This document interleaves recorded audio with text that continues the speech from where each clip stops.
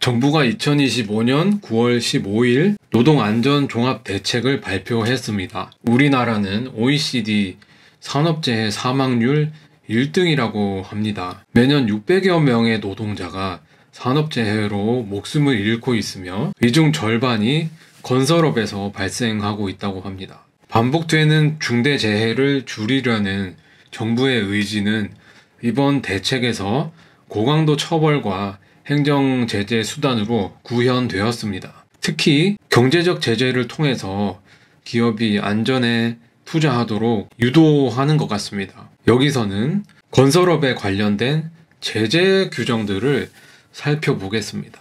핵심 제재 수단 3가지, 과징금, 영업정지, 등록 말소, 과징금 신설, 영업이익의 최대 5%, 하한액은 30억 원. 가장 주목받는 변화는 산업안전보건법에 과징금 제도를 신설하는 것입니다.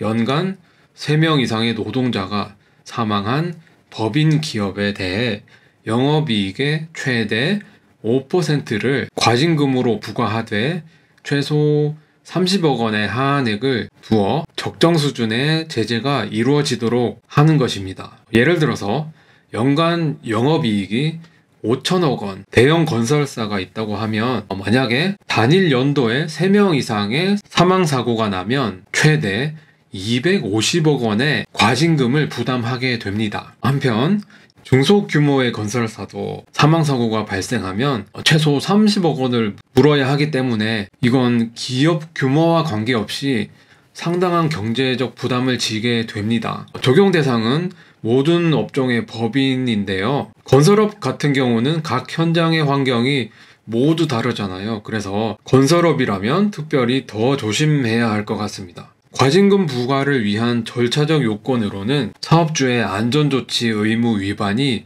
입증되어야 합니다. 사망자 수와 사고 발생 횟수를 고려해서 차등 부과되며 독립적인 과징금 심의위원회에서 구체적인 금액을 심사합니다. 이렇게 징수된 과징금은 산업예방보상보험기금에 편입되어서 다시 산업재해 예방사업에 재투자됩니다. 사업주의 안전조치 의무 위반이 입증되어야 한다고 하면 정부는 행정소송 등에 대비해야 하기 때문에 고의과실 및 법위반 사실 등을 명확하게 해야 할 것 같습니다. 두 번째, 영업정지 요건 강화. 건설업체에 대한 영업정지 요건도 대폭 강화됩니다. 현재는 한 번의 사고로 동시에 2명 이상이 사망한 경우에만 지방자치단체장이 건설업 영업정지를 명령할 수 있습니다. 그런데 앞으로는 동시에 2명 이상 사망이 아니고 연으로 쳐서 연간 다수 사망이라는 규정으로 바뀌어서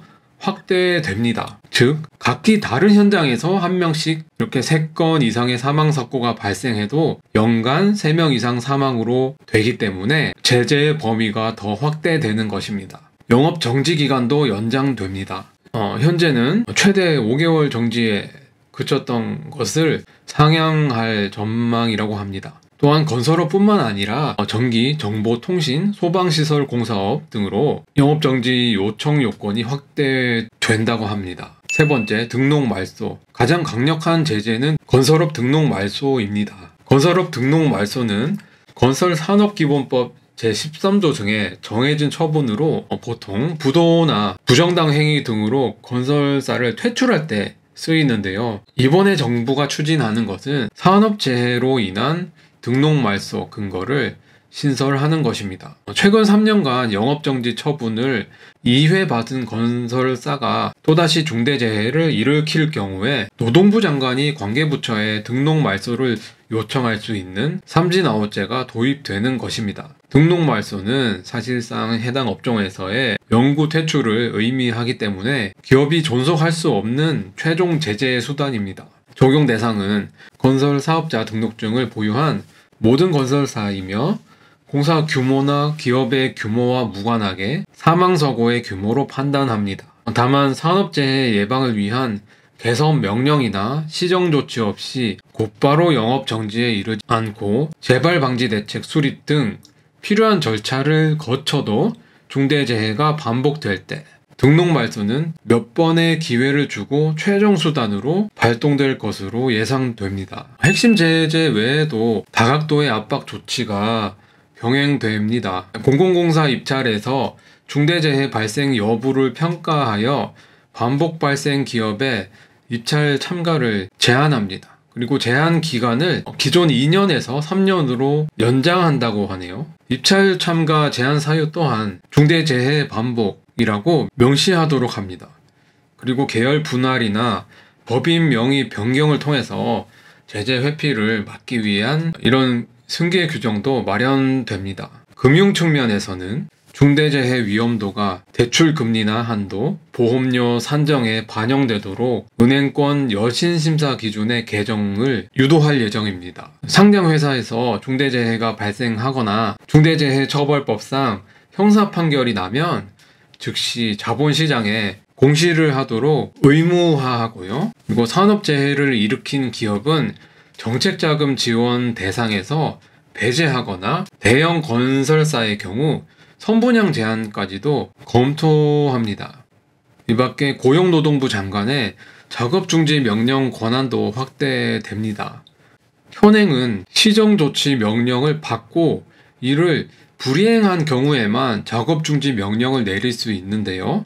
앞으로는 산재 발생의 위험이 있다고 판단되면 별도의 시정조치 명령이 없이도 즉시 작업중지 명령을 내릴 수 있게 됩니다. 기업 규모별 영향과 대응 과제. 대형 건설사에게는 절대적인 과징금 액수가 가장 큰 부담입니다. 영업이익 규모가 큰 만큼 수백억 원대의 과징금이 부과될 수 있고, 이는 주주가치가 훼손되고 재무제표가 악화되겠죠. 대형 건설사는 현장 수가 많아서 사고 발생 가능성이 높지만 지켜야 할 안전 수준은 산업 평균보다 높다는 점에서 불이익이라는 지적도 나오고 있습니다. 대형 건설사는 다수의 현장을 운영하기 때문에 위험이 큽니다. 이런 상황에서 등록 말소로 이어질 경우에 하도급사를 포함한 건설 생태계 자체가 큰 타격을 입는 상황에 직면합니다. 중소건설사는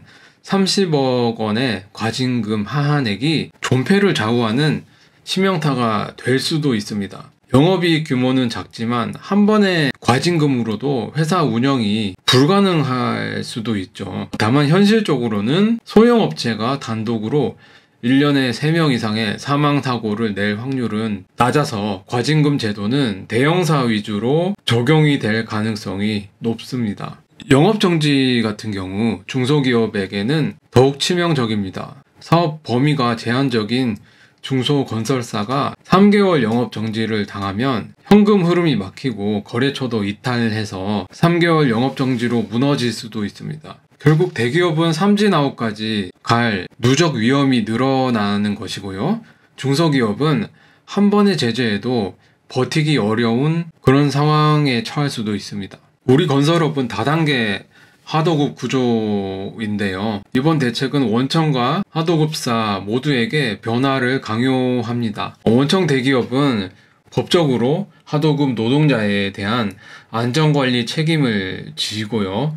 처벌 수위가 높아지면 협력사 선정에서 안전 수준을 중요시하고 안전관리비 지원이나 기술 지도를 강화하게 될 이유가 커지겠죠.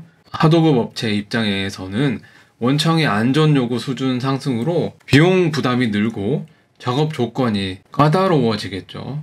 하지만 동시에 원청이 적정 공사비와 공기를 보장하도록 제도가 강제된다면 과거처럼 무리한 일정과 비용 하에서 위험 작업을 강요받는 관행은 개선되어야 한다. 이러한 방향으로 설계를 하고 있는 것 같습니다. 시행 일정과 법적 근거. 이번 대책의 핵심 제재 수단들은 모두 법 개정을 통해서 시행됩니다. 정부는 산업안전보건법 개정 또는 건설안전특별법 제정을 추진하고 있습니다. 2025년 하반기 건설안전특별법 같은 경우 논란이 많았는데요. 이번 대책 발표를 통해서 재정이 확실시 되었고 그 논의는 활발하게 진행될 것 같습니다. 2025년 하반기 입법 예고와 공포를 거쳐 이르면 2026년부터 시행될 전망입니다. 정부 대책의 핵심은 처벌 강화와 예방 지원 두 가지입니다. 제재를 강화해서 법을 지키지 않는 것이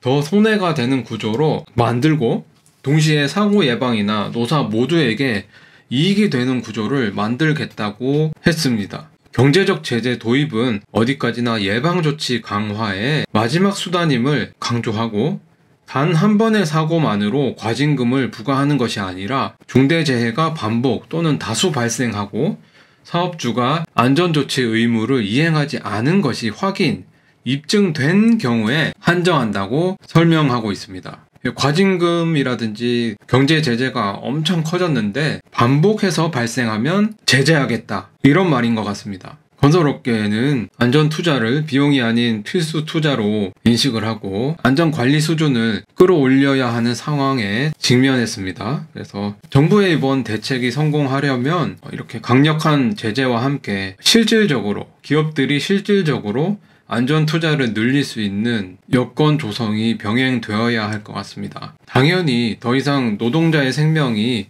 경제 논리에 밀리지는 않아야 하겠고 동시에 기업들도 억울하게 불이익을 당하는 경우도 없어야 할 것 같습니다. 철근 커플러의 전문가 아로씨였습니다.